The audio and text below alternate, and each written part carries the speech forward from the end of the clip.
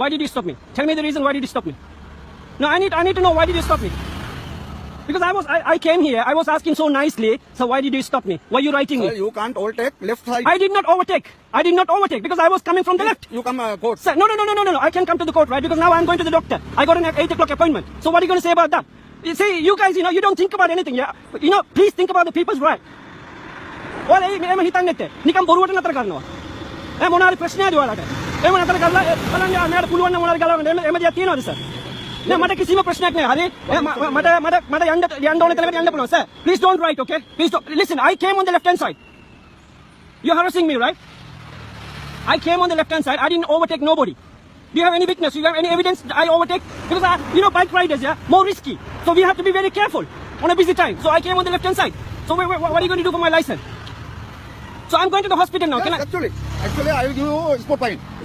Sport fine what? This is a sport fine? Yes. How much do I want to pay? You can pay to post office. Pay to post office. Yes, So you're making me run around now for no reason. No. You're making me run around for no reason. This country is going ruined. You know why? People like you. Because, you can stop everybody.